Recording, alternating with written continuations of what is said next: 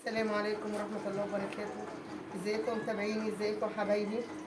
النهارده نزلت السوق، جبت شوية كده مشتريات خضار كده، وقلت ايه اخليهم وقت ما احب اعمل هعمل. دلوقتي البطاطس دي تحمير ب 12 ونص، جبت 3 كيلو، يعني يعتبر اهي ورخصت. وجبت هنا 3 كيلو بطاطا جميلة اهي، كنت جايباها ب 15 جنيه، دي جايباها النهارده ب 8 جنيه. بصوا جميله ازاي. جبت 3 كيلو، حلوه وجميله وفلاحي اهي، جميله اهي. شايفين يا حبايبي اهي، جميله.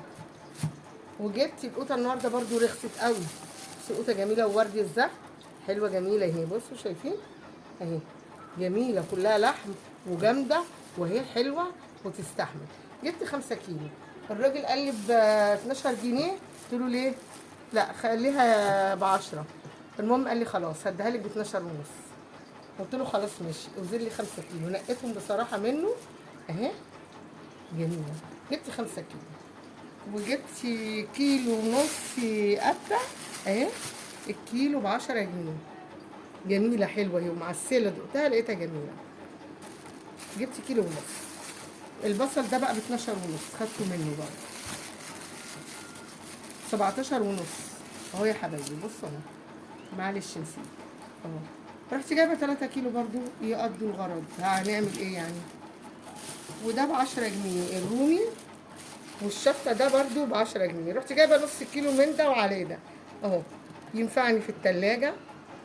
اجيب اي حاجه وقت ما احب اعمل حاجه يبقى عندي حاجتي زي ما انتم شايفين اهو يا حبايبي. بصوا الحاجه جميله والصفحه، بس بصراحه صفحه.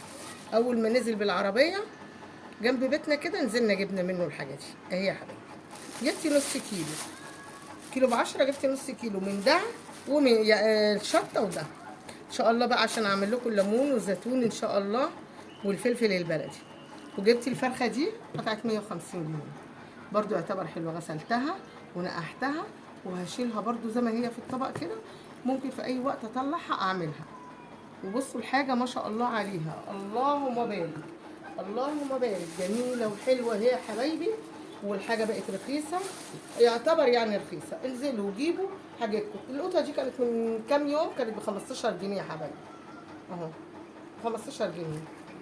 بصوا بقى دلوقتي القطه رخصت يعتبر، حلوه رضا 8 جنيه. ادي كان الفيديو بتاعي النهارده اهو. متنسونيش في اللايك والاشتراك، ومنتي حلو زيكم كده، وربنا يخليكم نعمه في حياتي يا رب، وانتوا سندي وفي ظهري. اقفوا معايا عشان قناتي تكبر. والسلام عليكم ورحمه الله وبركاته.